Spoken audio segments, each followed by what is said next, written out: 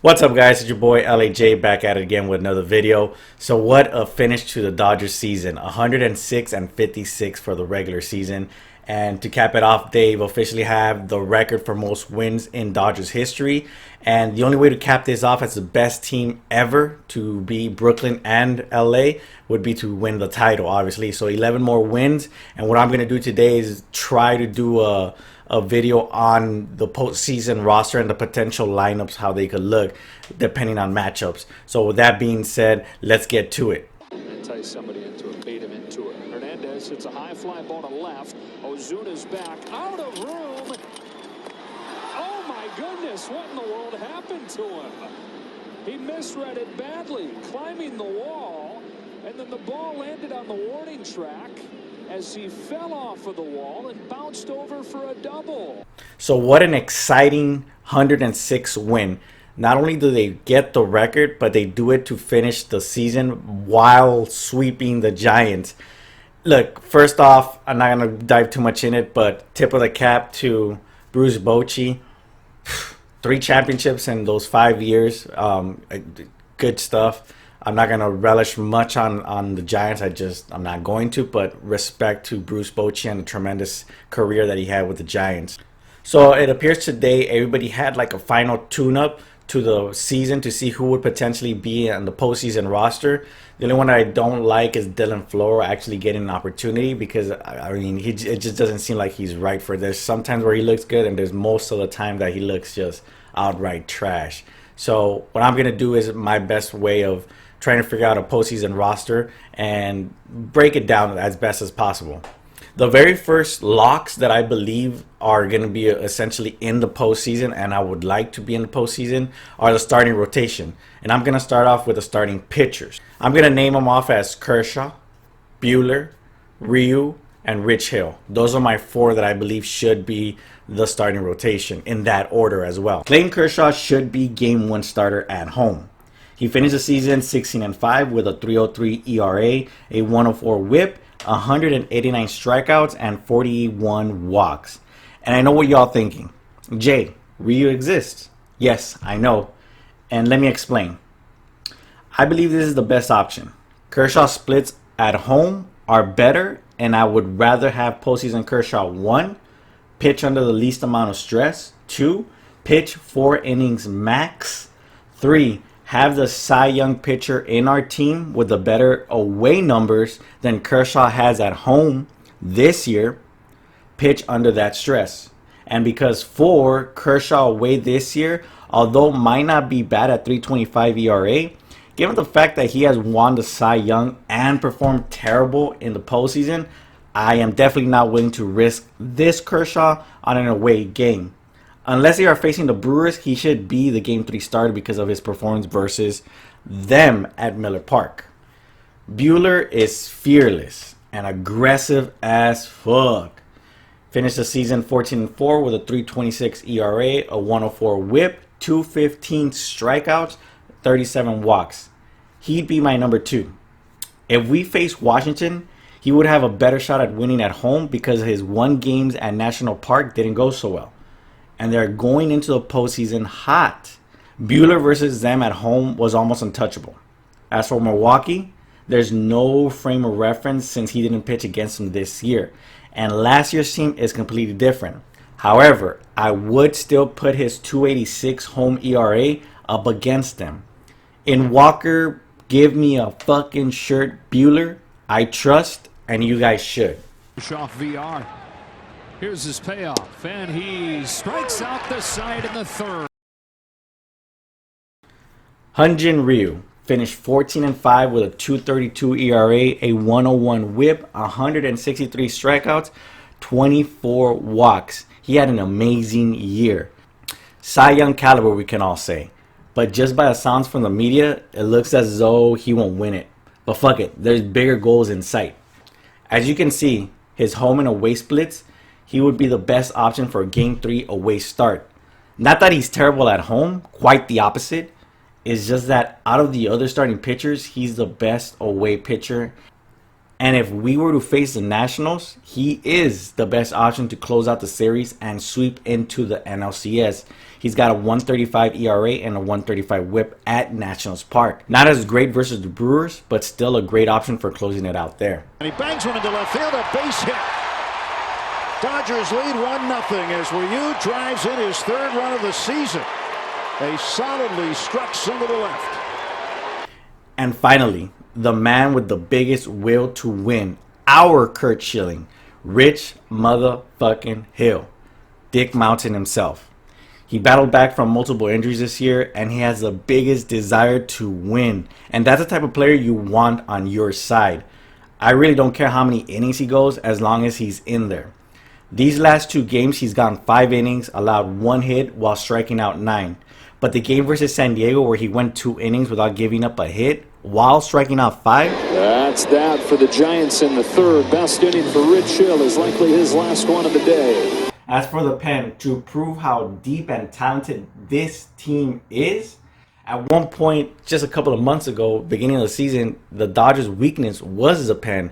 But now it seems like it's coming along right. I'm very comfortable having Kenta Maeda, Julio Urias, Ross Stripling, Tony Gonsolin, and Dustin May, who in other teams, even right now in the postseason, those guys would be either anywhere from the 1 to the back end rotation pitchers. If you put this on some other team that doesn't have a Clayton Kershaw, Hyun-Jin Ryu, or a Walker Buehler, this is your starting rotation. But that's how talented this team is. So imagine having these guys coming out of the pen. The traditional relievers would be Joe Kelly, who if this was April or May, that me would have slapped current me, given how terrible he was. But he has now managed to be that guy we saw in 2018 World Series. Adam Kolarek. He was acquired in the trade deadline over Felipe Vasquez, who we won't even mention his stupidity and his disgusting filth. But Adam Kolarek has actually worked out. So this is a guy that I would love to have on the postseason roster out of the pen. 2014 through 2018, LAJ would have been boycotting the hell out of Pedro Baez. But after the 2018 postseason and 2019 regular season performance, he has me believing in him. Now, the only one that scares me is Kenley Jensen. His home and away splits are pretty horrendous this year, and he's blown a lot of saves. I understand he has 33 saves, but with runners in scoring position, he has a 7.52 ERA, and again, the postseason is coming up, and they're gonna be even more tougher. Right there, Kenley, an even better piece of fielding, jammed him a little bit, so that took a little velocity off the bat, and Kenley had the glove. So yes, I would go with 13 pitchers. That's just me personally. I can't say definitely that I'm comfortable 100% with Dustin May, because he's I would say the weakest point in this, given that he's not so good out of the pen, but he has been coming along lately. But me personally, I would still put him in there just because he throws heat, and he looks kind of scary, to be honest. So my lock picks for the offense, there's 12 players now. Who are they? Let's start it off. Starting off, it's the obvious. Cody Bellinger. Obvious reasons. I'm not going to state too much. I'm not going to break it all down. The MVP, plain and simple. Cody Bellinger, home run number 47. Corey Seager's bat has been heating up in the last 2 weeks, even gaining the honorary Player of the Week award. Corey Seager hitting in his 11th straight game. With Justin Turner, my only concern is his recent injury. But other than that, it's Justin Turner. Long gone for Justin Turner. He matches his career high with 27. Perhaps none of them longer, more majestic than that one. America's slugger, Max Muncy. I just can't express how happy I am that Friedman found him. With a splash hit.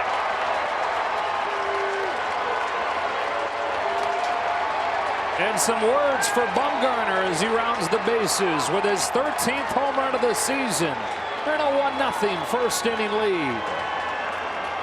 Mad Max with a few more words for Mad Bum. He turns on this heater, 92 and up, and I don't know what Bumgarner got mad at.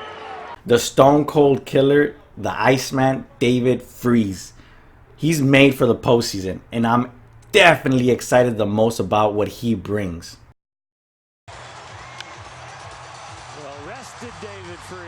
welcome September call-up off the IL, David Freese. I really want to end the season saying thank you, Jock Peterson, for proving me wrong and showing up for Jocktober. Home run number 36 for Jock Peterson, a 2-run shot, and the Dodgers with a 5-0 lead. The Dodgers. I really hope AJ Pollock has something in him that makes us all say, yeah, he was worth the money and more. A 3-run home run for AJ Pollock. Home run number 15 for Pollock. They want this ball in. Too far to the plate. AJ Pollock able to extend the arms and drive it to the deepest part of the field. Chris Taylor is the speed and defense. He started to warm up as the season ended, and I hope that carries over. Leadoff home run from Chris Taylor. They've started each of the first 2 innings tonight with home runs, and the game is tied at 3. Turning around the velocity. Pitchers are trying to throw harder. Hitters are trying to hit it in the air and hit home runs. That's what we got. The Fresh Prince, Will Smith, came up swinging and connecting before they figured him out. Although he does seem to have come around towards the end of the season, I can only hope he does damage in the post, because there's also Austin Barnes to come in for the NLCS. Not only do we need vets, but we need them to come up big. Just like Ethier in 16 and 17 and Matt Kemp in 2018. Russell Martin, I believe, has a final hurrah in him. My final 2 roster spots are a little different. I'm like caught in a trade wind. So I would definitely love for someone like Gavin Lux. As much as I would love for him to gain that postseason experience, I just don't think he's ready. I mean, you see him in the defensive, like trying to figure out his position, and he looks a little bit lost still. And then, that offense hasn't kicked in yet. So I'm a little iffy about putting him into a postseason roster. Edwin Rios shows so much potential, and every time he gets an opportunity, he kind of runs with it. But unfortunately, he doesn't have enough playing time. I don't think Alex Verdugo is going to be ready for the NLDS. The rumor is that he's going to be potentially ready for the DS, if not the LCS. If he does, maybe he would be a good addition to have him in the lineup. So essentially, I would definitely go with Matt Beattie and Kike for obvious reasons. Matt Beattie has the most experience, and he just looks so confident at the plate. I mean, he's a little inconsistent at times, and he kind of loses that patience at the plate. But when focused, he could potentially be that guy. I mean, we saw what he did. He's already had a couple of walk-offs. And Kike Hernandez, he single-handedly defeated the Chicago Cubs. He might be the most to have right now, but when he's focused and locked in, man, he's got everything going from. So this is my 25-man roster. This is the team that I'm going for. 11 wins left. This team is destined for not only right now to win, but if you look at the youth that they have right now, the developing youth that's coming up in the future, this team is destined for a dynasty, not just a win now mentality. So yes, the talents are out there right now, but if you look at the teams that are out there right now performing, Houston probably has the best core and youth. The Yankees, I mean, they're still missing the pitching staff, but again, they have 304 wins. So I don't see the Padres, I don't see the Braves, I don't see these other teams that are scarier than the Dodgers moving forward now and moving forward. Youth, experience, and just the desire to win with a great leadership and veteranship. Yeah, this team is good to go. Just 11 more wins to go. Are you guys confident that they'll do it? Are you guys excited? Me personally, I mean, look at my nails. I already started biting them. I'm already losing my nails, and I'm stressing the hell out. And we're a couple of days away from NLDS Game 1. 11 more wins. 11 more wins, 31 years. Let's end it. It's going to be actually 32 years because the World Series Game 1 is going to be on my birthday. So what better gift than a World Series championship? And I hope you guys are excited. But what do you guys think about the lineup? What do you guys think about the roster? What changes would you guys make? Would you guys go with 12 pitchers and 13 utility players or offensive players? You guys let me know. With that being said, I'm LAJ, and I look forward to seeing you guys. And with that, let's go Dodgers.